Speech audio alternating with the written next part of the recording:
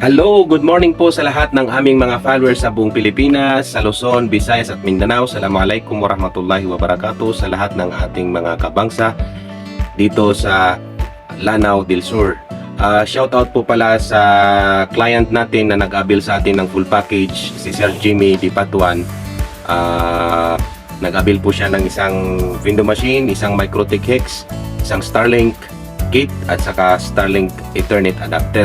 So yung Starlink kit po niya na na-activate natin kahapon sa mismong account niya, sa mismong pangalan niya, sa kanyang email address, nadala na po niya kahapon. Tapos ito pong Microtech Hex, dahil pinakonfigure po natin ito, tapos itong window machine to be follow na po ito bukas. So dadalhin po itong dalawang ito sa Kapatagan, Lanao del Sur, kung saan ang area or location ng ating client.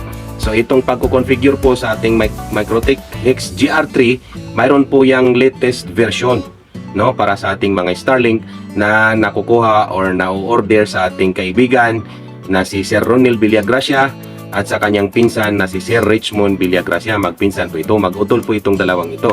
So pagka kinokontak po ninyo si Sir Ronel tapos hindi po siya maka-response at maka-reply sa inyo, pwede po kay Sir Richmond. Kasi sa kadahilanan, minsan nagkakasakit yung tao, tapos minsan din mayroong mga travel outside the city or may mga ibang trabaho na inaasikaso. So itong kanilang configuration sa Microtech Hex is napaka trusted po ito, no? Napagkakatiwalaan po itong mga kaibigan natin. Ibibigay ko po itong kanilang mga Facebook page. So sa lahat po ng naka-Starlink na wala pang Microtech Hex na gustong mag-order or magpa-config remotely, basta may laptop lang po kayo sa bahay, gamit lang ang Access Anywhere na program sa laptop, pwede po silang mag-config kahit nasa malayo silang lugar or nandito kayo sa Marawi City. Tapos i-contact nyo lang po sila para mag-remote configurations para sa kanila. Kasi pagka wala itong Microtech Hex, hindi po ako nag-a-advise na magka-Starlink na wala itong Microtech Hex, dahil wala pong filter ang ating Starlink. Pwede pong ma-stow, pwede pong ma-reboot, pwede pong ma-restart ang ating Starlink. Napakadaming function ng ating Microtech Hex para sa ating Starlink.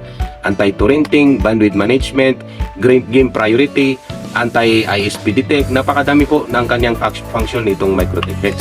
So itong ating Starlink ay vulnerable po ito sa mga hackers, sa mga attackers kung wala po kayong filter. Ito po yung filter po ito.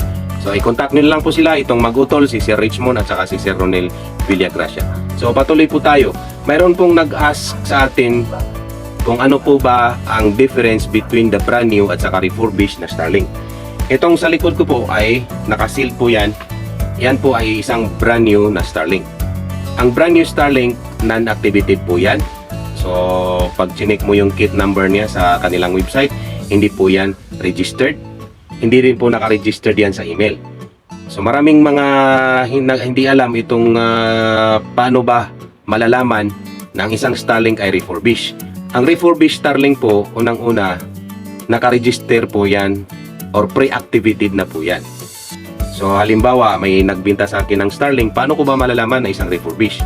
Itatanong ko muna kung naka-activated or naka-registered na ba yan sa email. Kasi pag naka-register yan po sa email, tapos sa kanila ka magbabayad ng monthly, meaning refurbished po yan. Kasi ang brand new po na Starlink, dapat nakapangalan sa'yo, naka-activated sa'yo yung kaniyang billing account, doon sa yung Paymaya or any credit card or Visa card, dapat naka-link po dyan sa inyong Starlink. So kayo po mismo ang magmumonitor monthly ng inyong mga bayarin sa service. So ang service plan po nila is mayroong siyang residential na 2.7 at saka yung roaming po ay nasa 3,300. Ano po ba ang kaibahan ng 2.7 at saka 3,300? Yung 2.7 po, pag inactivate mo dito sa Marawi City tapos dinala mo sa Iligan, hindi po yun gagana. Kapag ka 3,300 na roaming naman po, na service plan mo is kahit saan mo pwedeng dalhin, pwedeng gumana or magka-internet ang ating Starlink. So yun po kasagutan doon sa nagtanong sa atin, no? What is the difference between the brand new at saka refurbished? So ano ba yung mga cons ng isang refurbished na kit? From the term refurbished po is from damage to repair. Yun po yung mga sinauli sa company na mga nasira na pumutok dahil sa malakas na kuryente, natamaan ng kidlat, na sumabog yung kanyang motor sa kanyang satellite dish. Tapos binalik po doon sa kumpanya, nirecondition po yan, parang cellphone na nirecondition, tapos bininta po. So para malaman ng lahat, sa kaalaman ng lahat, ito ay spread awareness po sa lahat ng mga gustong magka-Starlink pa, na para malaman nila kung ano ba ang kanilang bibilhin, yung refurbish o yung brand new.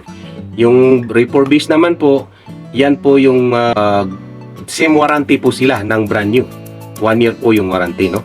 So halimbawa, pag nagka-problema yung inyong mga router mesh o yung satellite dish ninyo sa taas, hanggang mayroon pa yan warranty, pinapalitan po yan ng kumpanya.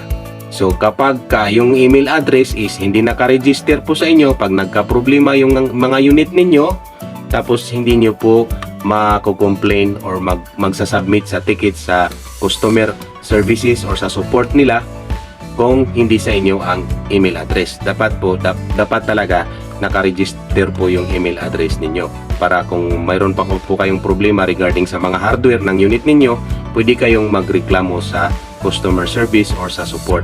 Magsasubmit lang po kayo ng ticket. So yun po yung mga cons ng refurbished item. Ano pa ba ang disadvantage ng refurbished items? So far, gumagana naman po siya. So hindi mo alam kung hanggang kailan siya maging durable o hanggang kailan mo magagamit yung unit, no? So wala kang katiba, hindi pa natagal yung loob mo kung tatagal pa ba ito yung durability niya. So whereas kung sa brand new po is panatag, peace of mind ka, dahil katulad yan ng pagbili ng sasakyan, pagka brand new yung binili niyo, peaceful po ang inyong isipan. Tapos yung maintenance naman po is hindi kayo nagme-maintenance dyan.